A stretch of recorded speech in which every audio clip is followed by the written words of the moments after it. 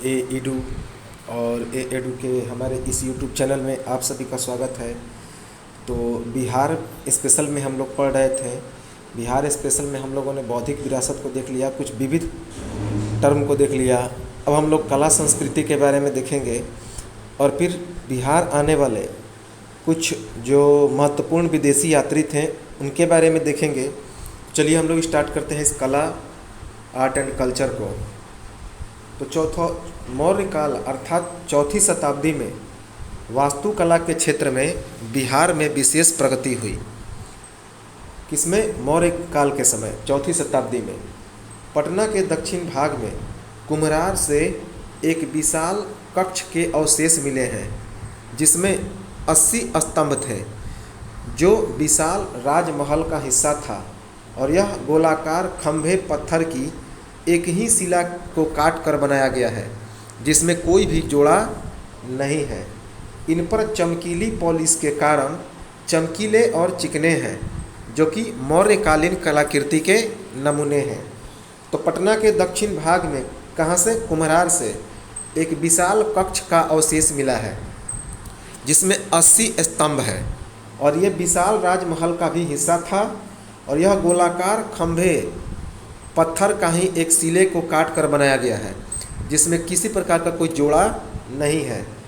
इन पर चमकीली पॉलिश के कारण ये चमकीले और चिकने हैं और मौर्यकालीन कलाकृति के नायाब नमूने हैं।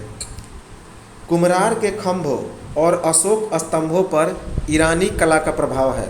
तो किस कला का? ईरानी कला का। अशोक द्वारा धम्म की नीति के प्रचार हेतु लौरिया नंदनगढ़, लौरिया अरेराज अर्थात पश्चिम चंपारण, लौरिया रामपुरवा अर्थात पूर्वी चंपारण और बसाड़ में बनाए गए स्तंभों के शीर्ष पशुओं के आकार का है, जिसके नीचे उल्टे हुए कमल के फूल के समान आसन भी है। इस पर प्रथम 6 अभिलेख सुरक्षित हैं।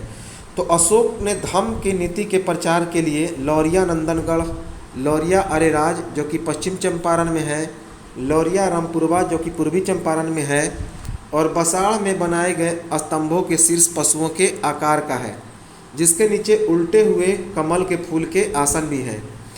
इन पर प्रथम 6 स्तंभ लेख सुरक्षित है। अशोक के स्तंभ चुनार के धूसर बालू पत्थर से बने हैं, जिन पर चमकीली पॉलिश का उपयोग हुआ है। अशोक के स्तंभों के शीर्ष पर शेर की मूर्ति है, जबकि रामपुरवा से प्राप्त स्तंभ पर सांड की आकृति बनी है। रामपुरवा से सांड और अशोक के स्तंभ पर शेर। मौर्यकालीन यक्षों की 2 मूर्तियां जो पटना से प्राप्त हुई हैं, हल्के भूरे रंग के बालू के पत्थर से बने हैं। वे कलकत्ता के संग्रहालय में वर्तमान में सुरक्षित रखे गए हैं। यक्ष की मूर्तियों को प्रसिद्ध पुराविद शास्त्री काशी प्रसाद जायसवाल ने अजातशत्रु और उदायन की मूर्तियां बताया है। पटना के लोहानीपुर में 2 नग्न पुरुषों की मूर्तियां मिली हैं, जो किसकी थी?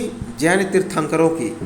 इसका निर्माण जैन शैली के कुयात्सर्ग मुद्रा में हुई है। किस मुद्रा में? कुयात्सर्ग, जिस पर एक चमकीली पॉलिश हुई है। चमकीली पॉलिश। पटना सिटी के दीदारगंज से एक स्त्री की मूर्ति प्राप्त हुई है, जिसे कभी दीदारगंज यक्षी और कभी स्त्री रत्न का नाम दिया जाता है, जो मटियारे भूरे रंग के बालू पत्थर से बनी है। और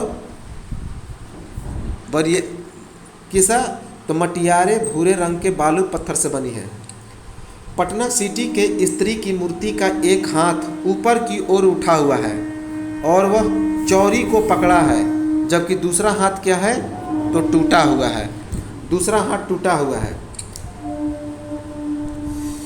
गया के बराबर की पहाड़ियों की गुफाएं मौर्यकालीन स्थापत्य कला का एक उत्कृष्ट उदाहरण है, जिसमें अशोक और उसके पुत्र दशरथ के अभिलेख अंकित हैं, जिनसे पता चलता है कि इन गुफाओं का निर्माण आजीवक संप्रदाय के अनुयायियों और बौद्ध भिक्षुओं के लिए हुआ था, जिसमें वे निवास करते थे। चैत्य और विहार के निर्माण की शैली राजगीर स्थित सोन भंडार की गुफाओं से प्रतीत होती है, जिनकी भीतरी भाग चमकीली पॉलिश की हुई है। तो चैत्य और विहार के निर्माण की शैली राजगीर में स्थित सोन भंडार की गुफाओं से प्रतीत होती है। गुप्त काल में सारनाथ के क्षेत्र में विकसित और मथुरा काल से प्रभावित शैली का वास्तुकला का उदाहरण है। तो गुप्त काल में सारनाथ के क्षेत्र में जो विकसित मथुरा काल से प्रभावित शैली वास्तुकला का उदाहरण है। गुप्तकालीन मूर्ति काल के नमूने भोजपुर, रोहतास, नालंदा, राजगीर, गया, वैशाली, सुल्तानगंज और पटना इन सभी स्थानों से प्राप्त हुए हैं। इस काल में बौद्ध धर्म की तुलना में हिंदू धर्म का प्रभाव अधिक दिखाई पड़ता है। तो गुप्तकालीन मूर्तिकला के नमूने रोहतास, भोजपुर, नालंदा, राजगीर, गया, वैशाली, सुल्तानगंज, पटना इन सभी जगहों से प्राप्त हुए हैं, जहाँ पे बौद्ध धर्म की तुलना में हिंदू धर्म का ज़्यादा प्रभाव दिखाई पड़ता है।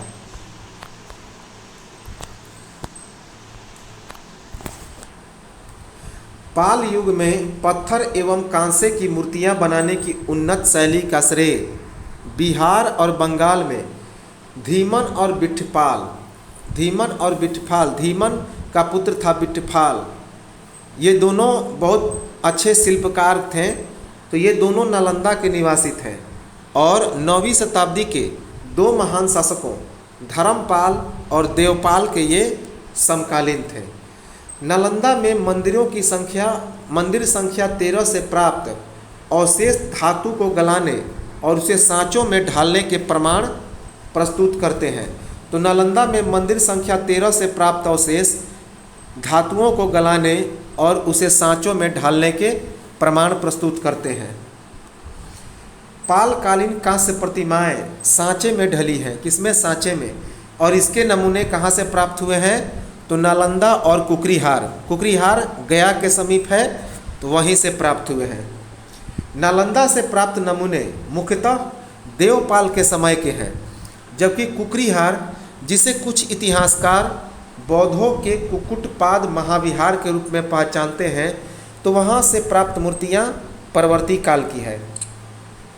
तो नालंदा से प्राप्त नमूने देवपाल के समय के हैं, जबकि कुकरीहार से प्राप्त मूर्तियाँ परवर्ती काल की है।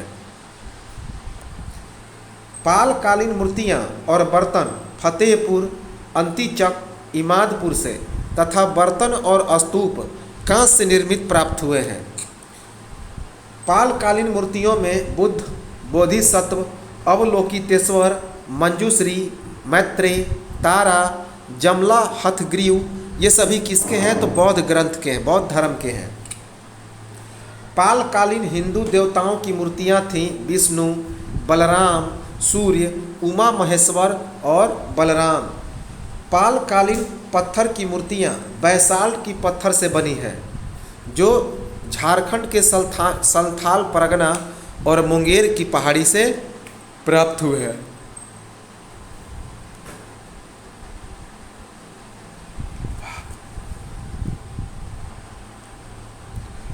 पाल युगीन पत्थर की मूर्तियों में अलंकार की प्रधानता है, जिनमें देवताओं मुख्यतः बुद्ध और विष्णु का चित्रण है।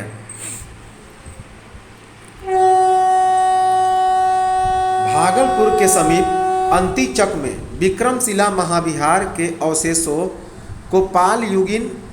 में पाल युगीन निर्मित कलात्मक मृदभांड प्राप्त हुए हैं। पाल युगीन मृदभांड की मूर्तियां दीवारों पर बनाई जाती थी, जो उस समय की धार्मिक और सामाजिक जीवन बताते हैं। बुद्ध, बोधिसत्व, तारा बौद्ध धर्म, जबकि विष्णु, आदि वराहा, अर्धनारीश्वर, सूर्य और हनुमान हिंदू धर्म को बताते हैं।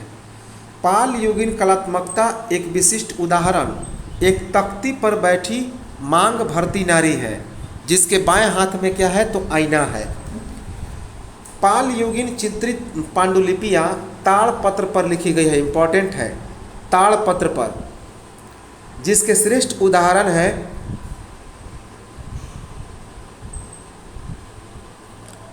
इसके श्रेष्ठ उदाहरण है अष्ट सहस्रारिक, प्रज्ञा परमित पंचक्ष, प्रज्ञा परमित पंचक्ष, अष्ट सहस्रारिक, प्रज्ञा परमित पंचरक्ष कैम्ब्रिज विश्वविद्यालय में सुरक्षित हैं, जिनमें बौद्ध देवी देवताओं के 100 लघु चित्र बने हैं।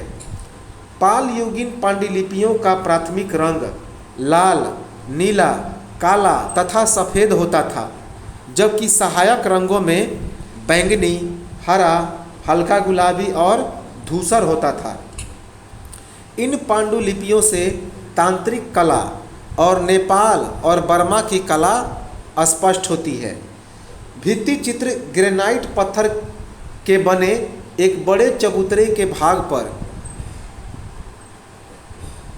कुछ ज्यामितीय आकार, फूलों के आकार, पशुओं एवं मनुष्यों खास करके घोड़ा, हाथी, नर्तकी, बोधिसत्व और जबला, इन सभी का चित्रण किया गया है। पाल शासकों की देन स्थापत्य कला के क्षेत्र में निर्णायक रही है, जिसके साक्ष्य उदंतपुरी, नालंदा और विक्रमशिला से प्राप्त हुए हैं। नालंदा में भिक्षुओं के निवास स्थल है, जो क्या है तो 2 मंजिला है और आंगन के बीच में एक बरामदा है और उसमें सीढ़ी बने हुए थे। तो नालंदा में भिक्षुओं के निवास स्थल थे जो 2 मंजिला था और आंगन के बीच में एक बरामदा था और उसमें एक सीढ़ी बना था। अंतिचक से मिट्टी और ईंट से बनी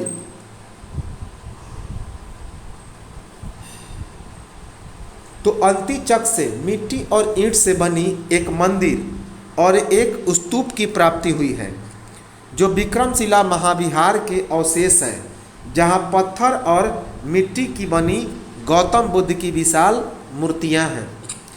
12वीं शताब्दी में तुर्क काल के समय सबसे महत्वपूर्ण इमारत बिहार शरीफ स्थित मलिक इब्राहिम या मलिक बयां का मकबरा है। मलिक इब्राहिम के द्वारा मलिक बयां का मकबरा 1353 ईस्वी में बनाया गया और इस पर दिल्ली के समकालीन तुगलक शैली का प्रभाव है। मलिक बयां का मकबरा की प्रेरणा गयासुद्दीन तुगलक के मकबरे से ली गई, जिसका सबूत ढलानी दीवारें और लंबोत्तर गुंबद है।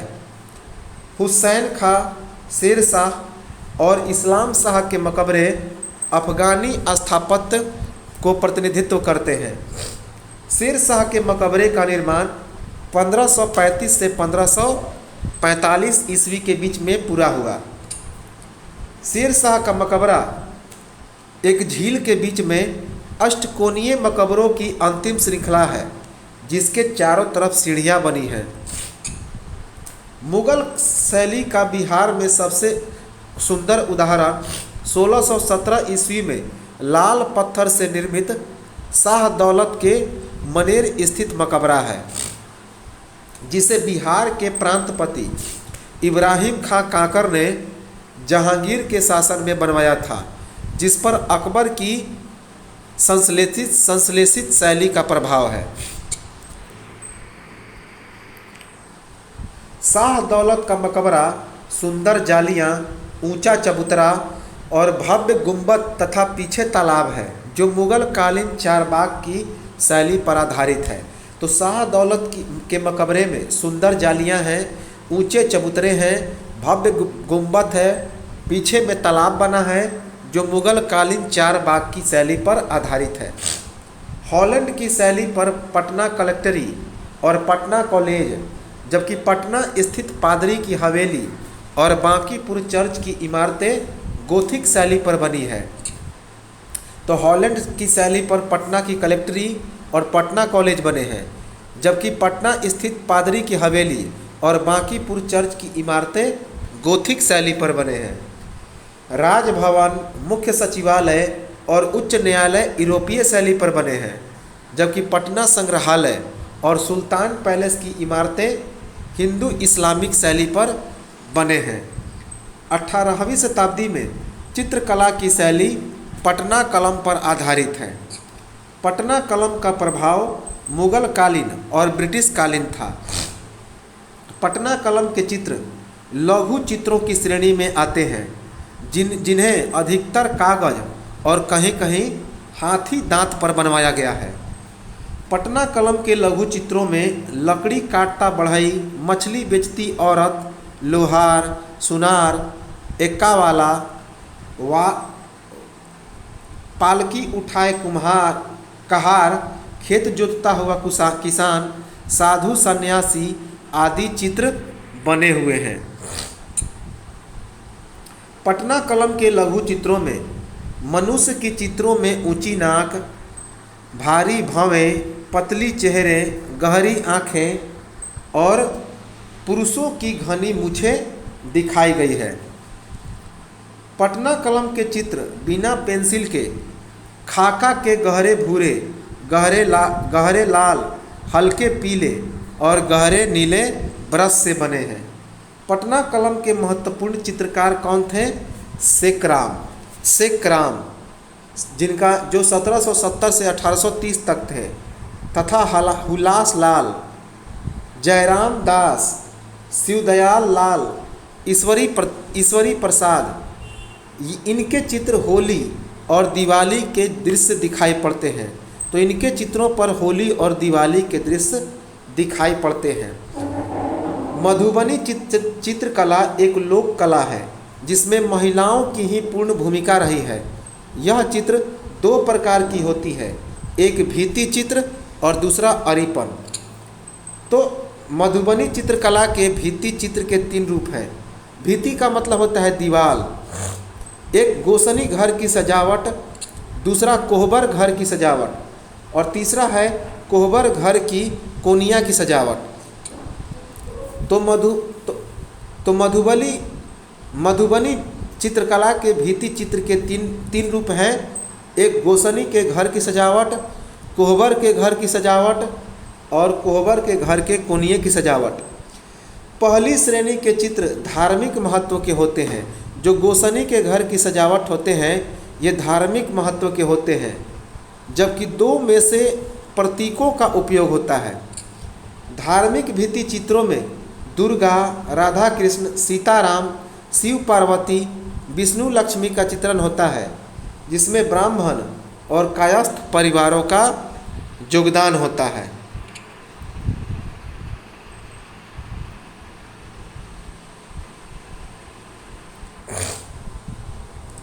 कोहबर घर के भीतर मधुबनी चित्रकला में कामदेव, रति और यक्षिणियों के अतिरिक्त पुरुषों और नारी की जनेंद्रियां बनाई जाती हैं तथा पृष्ठभूमि पशु, पक्षी एवं वनस्पतियों के चित्र में होते हैं।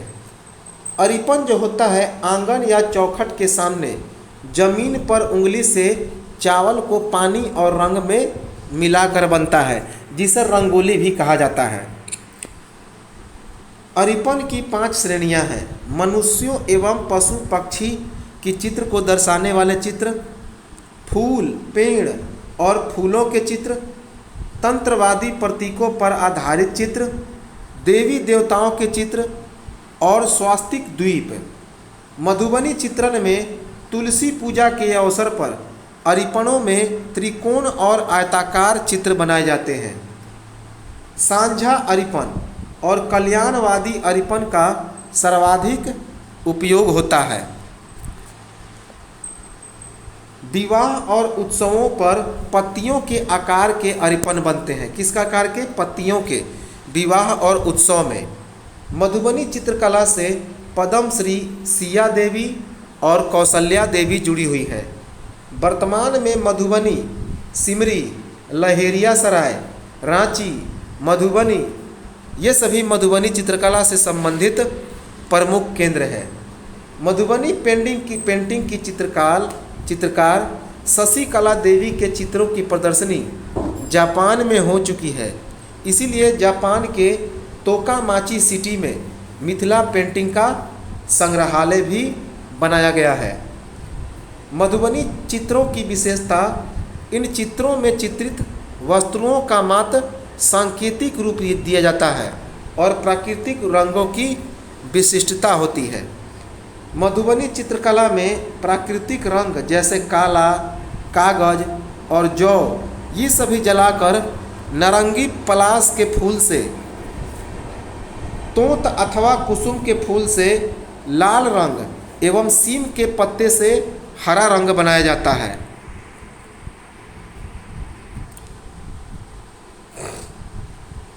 बिहार में महात्मा बुद्ध के समय राजगीर एवं वैशाली में गायिकाओं एवं नर्तकियों के साक्ष्य मिले हैं, जिन्हें नगर शोभिनी कहा जाता था। क्या कहा जाता था? नगर शोभिनी। वैशाली के राज नर्तकी आम्रपाली ने गौतम बुद्ध से क्या किया था? तो दीक्षा लिया था। और इसी आम्रपाली का पुत्र था जीवक, जो कि उस समय का राज्य वैद्य था। और गौतम बुद्ध एक बार बीमार पड़े थे तो बिंबिसार ने जीवक को उपचार के लिए भेजा था। उत्तर बिहार में मिथिलांचल में 13वीं शताब्दी के आरंभ में नयदेव के द्वारा संगीत की रचना लिखी गई। किसके द्वारा? नयदेव के द्वारा। तुर्क शासनकाल में बिहार में सूफी संत के माध्यम से संगीत तथा वैष्णव धर्म सुधार के माध्यम से नृत्य एवं संगीत दोनों का विकास हुआ। सखलिया, भजनिया और कीर्तनिया आधुनिक युग के बिहार के लोक नृत्य हैं। तो कौन कौन? सखलिया, भजनिया और कीर्तनिया ये आधुनिक बिहार के लोक नृत्य हैं। 18वीं शताब्दी में मुगल साम्राज्य के पतन के उपरांत शास्त्रीय संगीत का प्रसार मुगल दरबार में लखनऊ, बनारस और फिर पटना तक हुआ। पटना में ख्याल और ठुमरी को विशेष लोकप्रियता मिली।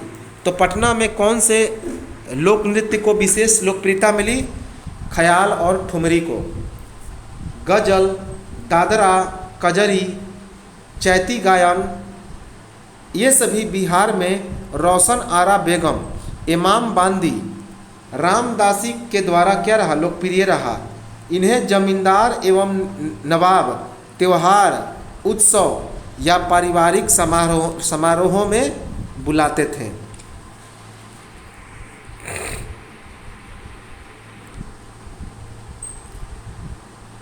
बिहार में विवाह के समय सुमंगली, जन्मोत्सव पर सोहर, कृषि कार्यों में 12 मासा गाए जाते हैं। तो विवाह में सुमंगली, जन्मोत्सव पर सोहर और कृषि कार्यों में 12 मासा गाए जाते हैं। बिहार में लोक नृत्य की 3 मुख्य धाराएं हैं। उत्तर बिहार के विदेह क्षेत्र में धार्मिक नृत्य कौन कौन? रामलीला नाच, कीर्तनिया नाच, भगत नाच, पूजा आरती। आदिवासियों का प्राकृतिक एवं संस्कारों पर आधारित लोक नृत्य कौन कौन है? जादूर, जो कि सरहुल से संबंधित है। जो यह सरहुल आदिवासियों का प्रमुख त्यौहार है। उसके बाद है कर्मा यात्रा, पारिवारिक उत्सवों से जुड़ा गायन, नृत्य और हास्य उल्लास है डोमकच। तो पारिवारिक उत्सवों से जुड़ा हुआ गायन, नृत्य और हास्य उल्लास है डोमकच। नृत्य की अन्य शैली है झूमर, पैका, नेटुआ, नचनी आदि। तो नृत्य की और अन्य शैली कौन कौन सी है? झूमर, पैका, नेटुआ, नचनी आदि। अब है बसंत पंचमी। तो बिहार में कौन कौन से पर्व मनाए जाते हैं? बसंत पंचमी, जो माघ शुक्ल को बसंत पंचमी के दिन इसमें सरस्वती की पूजा की जाती है। इसके बाद रामनवमी, चैत्र मास में शुक्ल पक्ष की नवमी को हनुमान जी की आकृति बनती है, जिसमें झंडे के साथ जुलूस का आयोजन किया जाता है और राम का जन्मोत्सव मनाया जाता है। इसके बाद होली जो है फागुन की पूर्णिमा को नव वर्ष की आगमन की खुशी में होलिका दहन के साथ मनाया जाता है। होलिका कौन थी? प्रहलाद की माँ थी, जो बुराई पर अच्छाई का प्रतीक है। इसके बाद है शिवरात्रि। यह फागुन के महीने में कृष्ण पक्ष के 14वें दिन शिव और पार्वती के विवाह के साथ मनाया जाता है। इसके बाद रक्षाबंधन। यह सावन माह की पूर्णिमा को बहन अपने भाई को राखी बांधती है।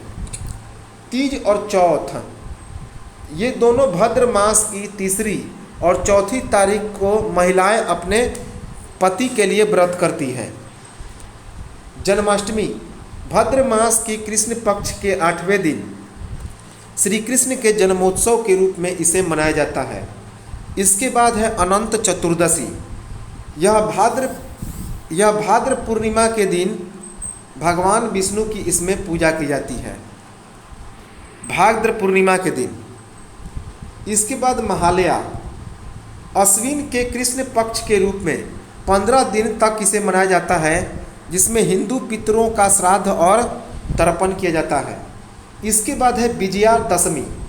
यह अश्विन माह के शुक्ल पक्ष की 10वीं तारीख को रामलीला और रावण वध के साथ देवी दुर्गा की पूजा संपन्न करके समाप्त की जाती है। इसके बाद है दीपावली। यह कार्तिक मास की अमावस्या को हिंदू तथा जैन घरों की रंगाई पुताई आदि के साथ दियों और पटाखों से राम पर रावण की विजय के रूप में इसे मनाया जाता है। इसके बाद है गोवर्धन पूजा। तो दीपावली के अगले ही दिन कार्तिक शुक्ल प्रथमा को अन्नकूट की पूड़ी और सब्जी के साथ इसे मनाया जाता है। इसके बाद है देवोत्थान। यह कार्तिक मास की शुक्ल पक्ष की एकादशी को सायंकाल में गन्ना, गुड़ और शकरकंद से भगवान की पूजा की जाती है। इसके बाद है दवात पूजा। कार्तिक मास के शुक्ल पक्ष के दिन अर्थात दूसरे दिन इसे मनाया जाता है। यह कायस्थों के द्वारा भगवान चित्रगुप्त की पूजा की जाती है। तो यह मेन पर्व किसका है? कायस्थों का है, जिसमें भगवान चित्रगुप्त की पूजा होती है। इसके बाद है छठ पूजा। यह बिहार का सबसे महानतम क्षेत्रीय पर्व है। तो बिहार का सबसे महत्वपूर्ण और महानतम पर्व कौन है? छठ है, जो उगते और डूबते सूरज के अर्घ्य के साथ कार्तिक मास के शुक्ल पक्ष के चौथे दिन मनाया जाता है। इसके बाद है जितिया, जिसे जिउतिया भी कहते हैं। यह अश्विन कृष्ण जन्माष्टमी के दिन महिलाओं के द्वारा संतान की लंबी उम्र की कामना के लिए मनाया जाता है। इसके बाद है मधुश्रावणी। यह मिथिलांचल में नव युवतियों के द्वारा नाग पंचमी से आरंभ होने वाला त्यौहार है, जिसमें घरों को बड़े पैमाने पर सजाया जाता है। तो यह जो मधुश्रावणी है, यह मिथिलांचल में नव युवतियों के द्वारा मनाया जाता है, जिसमें नाग पंचमी से आरंभ होने वाला यह त्यौहार है। इसमें घरों को बड़े अच्छे पैमाने पर सजाया जाता है। इसके बाद इसे ईद उल फितर के नाम से भी जाना जाता है, जो मुसलमानों के द्वारा रमजान के महीने के उपवास के बाद मनाया जाता है, जिसमें एक दूसरे को बधाई और धन्यवाद के साथ क्या किया जाता है? तो फितरा या दान किया जाता है। दान को फितरा कहते हैं।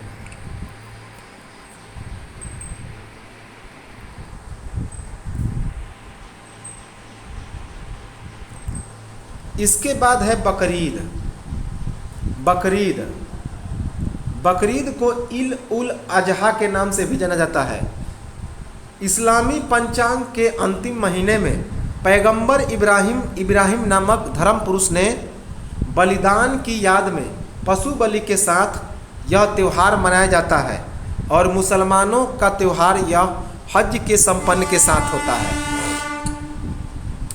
तो बकरीद में इस्लामी पंचांग के अंतिम महीने में पैगंबर इब्राहिम नामक धर्म पुरुष के द्वारा बलिदान की याद में पशु बलि के साथ यह त्यौहार मनाया जाता है, और यह मुसलमानों का त्यौहार है जो हज के साथ संपन्न होता है, हज अर्थात मक्का मदीना। इसके बाद मुहर्रम, इस्लामी पंचांग के पहले महीने का नाम, यह मुहर्रम इस्लामी पंचांग के पहले महीने का नाम है, जिसकी 10वीं तारीख को हजरत इमाम हुसैन, उनके परिवार सदस्य और अनुयायी क्या हुए थे? तो शहीद हुए थे,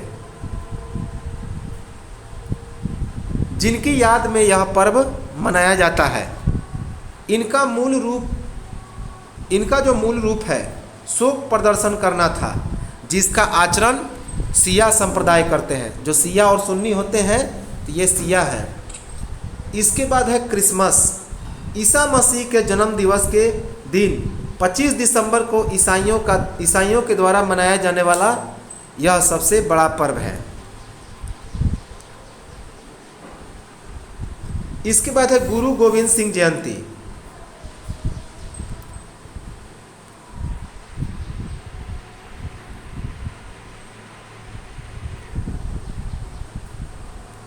गुरु गोविंद सिंह जयंती पटना के हरमिंदर साहब ने पौष शुक्ल सप्तमी को सिख पंथ के 10वें गुरु गोविंद सिंह के जन्म दिवस के दिन शोभा यात्रा के साथ मनाया जाता है। अब है महावीर जयंती। तो जैन धर्म के 24वें और अंतिम तीर्थंकर एवं प्रवर्तक भगवान महावीर के जन्म स्थल बिहार में जन्मदिन चैत्र शुक्ल पक्ष की त्रयोदशी पर मनाई जाती है। इसके बाद है बौद्ध जयंती।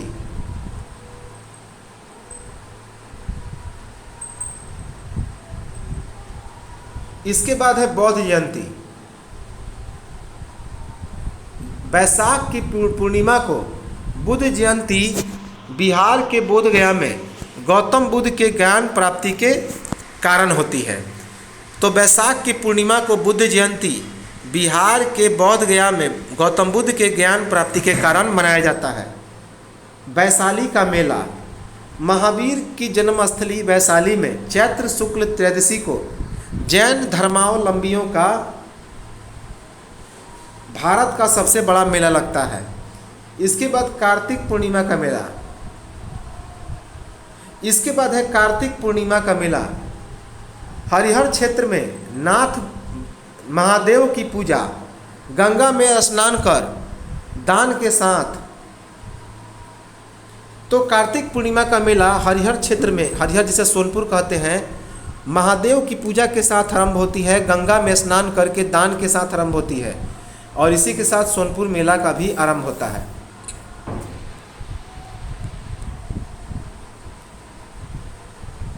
जानकी नवमी का मेला।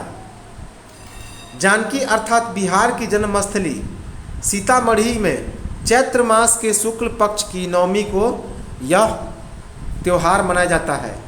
मकर संक्रांति का मेला। तो सतुआ संक्रांति या सिरहुआ बिसुआ के नाम से जाना जाने वाला यह त्यौहार है। अब है बौद्ध जयंती। तो बैसाख की पूर्णिमा को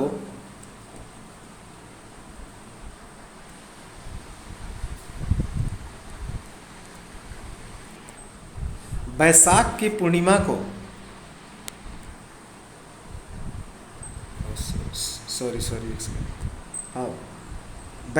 पूर्णिमा को बुद्ध जयंती बिहार के बोध गया में गौतम बुद्ध के ज्ञान प्राप्ति के कारण मनाया जाता है।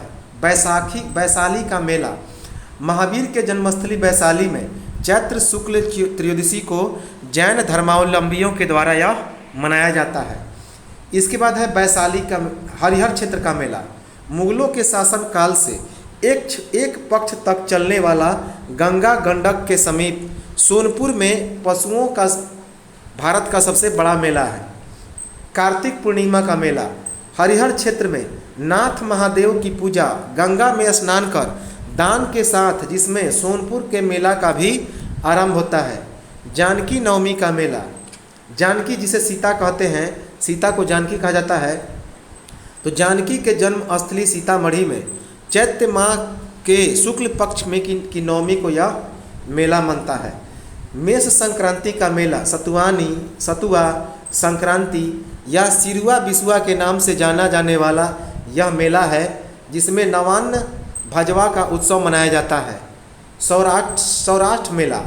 आषाढ़ माह के अंतिम चरण में मिथिलांचल में शादी ब्याह के कार्यों को सुगम बनाने और मित्र व्ययिता लाने में सहायक होने में यह मेला मनाया जाता है, जहां कन्याओं की विवाह संबंधी निर्णय अभिभावक लेते हैं।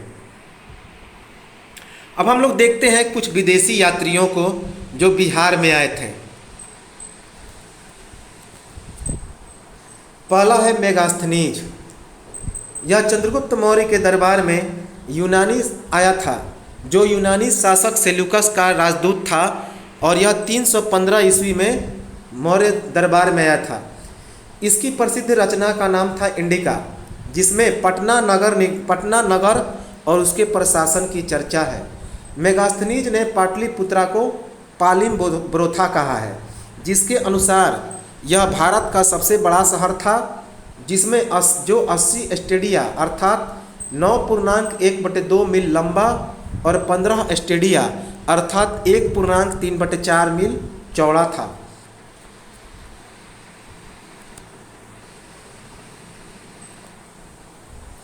मेगास्थनीज के अनुसार पाटलिपुत्रा गंगा और सोन नदियों के संगम पर स्थित था और सूसा और एक बुताना नगरों में सुंदर था। मेगास्थनीज के अनुसार पाटलिपुत्रा की सुरक्षा के लिए एक गहरी खाई थी और एक सुरक्षात्मक दीवार था, जिसमें 64 दरवाजे थे और 570 मीनारें थीं। नगर प्रशासन की देखरेख 30 सदस्यों के एक बोर्ड के द्वारा की जाती थी और यह बोर्ड 6 समितियों में विभाजित था। पहली समिति कारीगरों और शिल्पकारों की निगरानी करता था, दूसरी समिति विदेशियों की देखरेख करता था, तीसरी समिति जन्म और मृत्यु का पंजीकरण करता था, चौथी समिति वाणिज्य व्यापार और माप तौल की पद्धति की देखरेख करता था, पांचवी समिति कारीगरों द्वारा उत्पादित माल का विक्रय करता था और छठी समिति व्यापार संबंधी चुंगी को असूलता था। इसके अतिरिक्त इस बोर्ड के सदस्य सामूहिक रूप से सार्वजनिक भवनों की देखभाल, नगर की सफाई आदि की देखरेख भी करते थे और ये सदस्य अष्टोनोमाई कहे जाते थे। क्या? अष्टोनोमाई। इसके बाद है डिमोक्लिस। डिमोक्लिस यह चंद्रगुप्त के उत्तराधिकारी बिंदुसार के दरबार में आया हुआ था। डिमोक्लिस हिंद यूनानी शासकों का दूत था, जिसका कोई वृत्तांत नहीं है। इसके बाद है फाहियान। चीनी यात्री फाहियान 399 ईसा पूर्व में बौद्ध ग्रंथों की खोज में भारत आया था। यह भारत में 411 ईस्वी तक यहाँ पे रहा। यह पाटलिपुत्रा में 3 वर्षों तक रहा और उसके अनुसार पाटलिपुत्रा में महायान और हीनयान संप्रदाय के 2 भव्य बौद्ध विहार थे, जहाँ पर 600 से 700 बौद्ध भिक्षु रहा करते थे। फाहियान के अनुसार अशोक का राजप्रसाद भव्य और सुंदर था, किंतु मनुष्यों के द्वारा निर्मित यह प्रतीत नहीं होता था। फाहियान के अनुसार मगध के लोग सौहार्द, उदार, दान और कल्याणकारी से परिपूर्ण थे। हर साल के दूसरे महीने की 8वीं तारीख को 20 रथ यात्रा की बौद्धों की शोभ यात्रा निकाली जाती थी। पाटलिपुत्र और मगध के चिकित्सक क्या थे? सुविख्यात थे, जहां अन्य नगरों से रोगी आते थे उपचार के लिए। फाहियान ने नालंदा महाविहार और राजगीर की यात्रा की और गिद्धकूट पहाड़ी को देखकर फूट फूट कर रोने लगे। इसके बाद है युआन च्वांग अर्थात हुएनसांग। हर्षवर्धन का यह समकालीन था, चीनी यात्री जो भारत में 14 वर्षों तक रहा, 630 ईसा पूर्व से 644 ईसा पूर्व तक। उसका यात्रा वृत्तांत सीयूकी, इसने सीयूकी नामक एक किताब लिखा था। युआन च्वांग के अनुसार नालंदा महाविहार उत्तरी भारत में उच्च शिक्षा का मुख्य केंद्र था, जहाँ पे विदेशी छात्र आते थे, जहाँ धर्म, व्याकरण, विज्ञान, तर्कशास्त्र और चिकित्सा की शिक्षा दी जाती थी। हुएनसांग के अनुसार यहाँ पर 8500 छात्र और 1510 आचार्य थे। महाविहार में प्रवेश करने के लिए द्वार पंडित से साक्षात्कार पास करना पड़ता था। हुएनसांग ने नालंदा महाविहार को दान दिया था। हुएनसांग ने पाटलिपुत्रा की विनाश प्राप्त की जानकारी मिलती है, क्योंकि यह पाटलिपुत्रा को क्या कहा? मात्र कुछ ग्राम के रूप में बताया था। हुएनसांग ने कन्नौज के गौरव का भी उल्लेख किया है।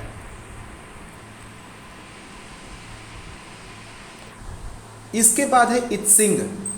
7वीं शताब्दी का यह चीनी यात्री था इत्सिंग, जो 673 ईस्वी में भारत आया था और 692 ईस्वी तक भारत में रहा था।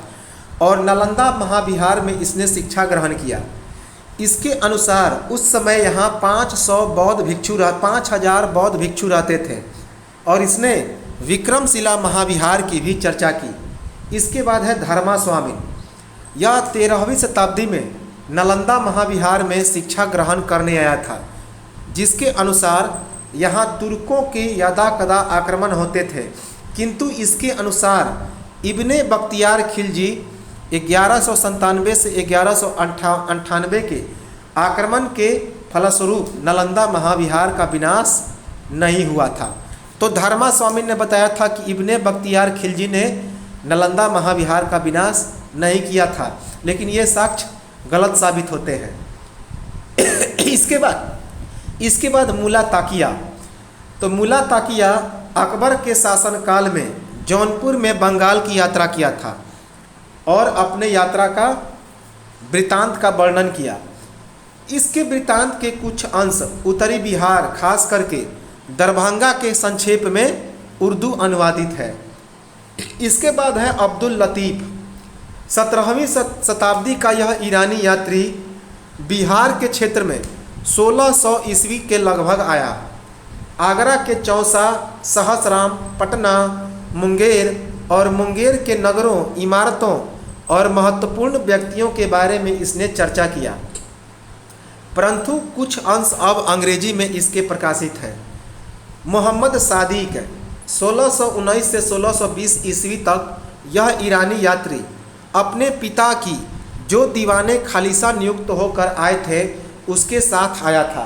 तो यह अपने पिता की साथ आया था। कौन? मोहम्मद सादिक, जो दीवाने खालिस के पद पर नियुक्त थे। और पटना शहर की सुंदरता और इसके गौरव गाथा, यहाँ के सुप्रसिद्ध विद्वानों के बारे में मोहम्मद सादिक ने चर्चा की है। इसके वृतांत को सुबह सादिक कहा जाता है। कौन? सुबह सादिक है। इसके बाद मुल्ला बहबहानी। मुल्ला बहबहानी यह ईरानी धर्माचार्य था जो कई बार मुर्शिदाबाद से राजमहल, भागलपुर, मुंगेर, पटना और पटना होते हुए सहसराम आया और यहाँ के शिल्प उद्योग, व्यापार और सराय, इन सब के बारे में विस्तृत वर्णन किया। पटना नगर के धार्मिक, शैक्षिक और सांस्कृतिक जीवन विस्तार का इसने वर्णन किया। पटना को जुन्नुतिल हिंद और भारत का स्वर्ग कहा। तो मुल्ला बहबहानी ने पटना को क्या कहा? जन्नतुल हिंद या भारत का स्वर्ग। राजकुमार अजीम के द्वारा पटना नगर निगम के नवनिर्माण, आजिमाबाद का नामकरण, पटना के सैफ खां के मदरसे, वहाँ के प्रधानाचार्य, पटना में रह रहे अंग्रेज अधिकारियों और ब्रिटिश सत्ता से उत्पन्न हानिकारक परिणामों का भी वर्णन करता है। उसकी यात्रा वृत्तांत क्या कहलाती है? मृतुल अहवाल। इसके बाद रॉल्फ फिच। इसके बाद है रॉल्फ फिच। 1585 से 1587 ईस्वी के मध्य अंग्रेज यात्री जो बिहार आने वाला पहला अंग्रेज यात्री था।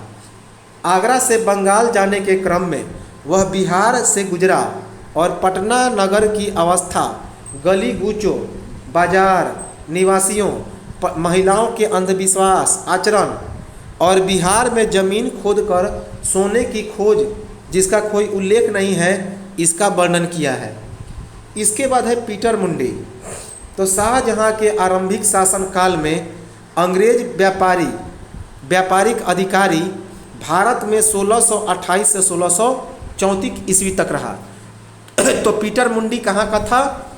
यह एक अंग्रेज व्यापारिक था जो 1628 से 1634 ईस्वी में भारत में रहा। 1632 ईस्वी में पीटर मुंडी पटना में रहा, जो उस समय महत्वपूर्ण व्यापारिक केंद्र था।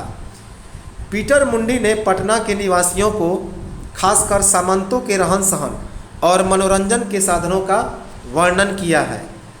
पीटर मुंडी एक विशेष प्रकार के कश्तियों का उल्लेख किया है जिसे मयूरपंखी कहा जाता था। क्या? मयूरपंखी, जो पतली और लंबी कश्तियाँ थीं। इसमें पतली और लंबी कश्तियाँ थीं जिसमें दोनों ओर 20-20 पतवारें होती थी, जो अनेक रंगों में रंगी हुई होती थी।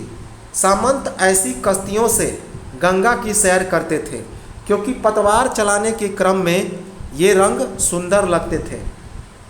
पीटर मुंडी ने पटना अंतर्राष्ट्रीय व्यापार का समृद्ध केंद्र, जहां बड़ी संख्या में मंगोल, ईरानी और आर्मीनियाई व्यापारी सैफ खां के द्वारा निर्मित सराय और जन कल्याण संबंधी उपायों का विस्तृत वर्णन किया है।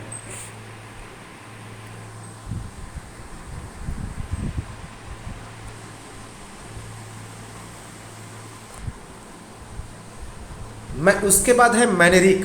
पटना में 17वीं शताब्दी के पूर्वार्ध में भव्य इमारतें, मस्जिद, सराय और आबादी उस समय कितनी थी? तो 20,000।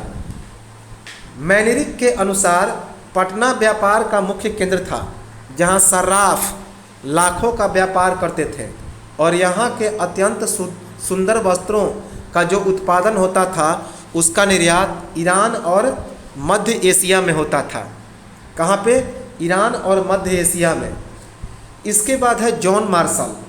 यह जॉन मार्शल अंग्रेज चिकित्सक था जो 1670 से 1671 ईस्वी में बिहार के भीषण अकाल के समय बिहार आया और पटना के बनावट, लोगों का रहन सहन, चिकित्सकों, संगीतज्ञों और फकीरों और दुर्वेशों की भी चर्चा की है। इसके समय चावल 4-5 रुपये मन मिलता था, गेहूँ 2.5 रुपये मन बिक रहा था और इस अकाल में पटना और आसपास के 1.5 लाख लोग मर गए थे। इसके बाद है मनुची। तो शाहजहां के शासनकाल के परवर्ती काल में यह मनुची आया था। यह इटालियन यात्री पटना के वाणिज्य व्यापार के संबंध में विस्तार से लिखा है। इसके बाद तैवर्निये 1665 से 1666 ईस्वी में यह फ्रांसीसी यात्री था जो पटना के प्रशासनिक व्यवस्था, लगान के साथ व्यापार, डच द्वारा सोरे के व्यापार की चर्चा किया। तैवर्निये के भेंट आर्मीनियाई व्यापारियों से हुई, जिसके अनुसार पटना का व्यापार भूटान, असम और त्रिपुरा जैसे दुर्गम क्षेत्रों से भी होता था। इसके बाद बिशप हीबर यह अंग्रेज पादरी था जो 1824 ईस्वी में और अंतिम यात्री था। 1824 ईस्वी में गंगा नदी के मार्ग से पूर्वी भारत की यात्रा करते हुए राजमहल, भागलपुर, पटना, दानापुर आदि में ईसाई निवासियों, अंग्रेजों और अन्य यूरोपियनों के धार्मिक और राजनीतिक सामाजिक जीवन के संबंध में विस्तृत से चर्चा किया है, जो बहुत ही उपयोगी है। तो ये तो था हमारा कुछ लोग जो ये कुछ विदेशी यात्री और कला एवं संस्कृति बिहार का। इसके बाद बिहार के कुछ और फैक्ट को देखेंगे। तो जो सेशन अच्छा लगा हो तो लाइक करें, शेयर करें और कमेंट करें। साथ ही साथ जो लोग इसमें नए जुड़े हैं वैसे सब्सक्राइब कर लें। और चलिए मिलते हैं हम लोग नेक्स्ट वीडियो में। तब तक नमस्कार, जय हिंद।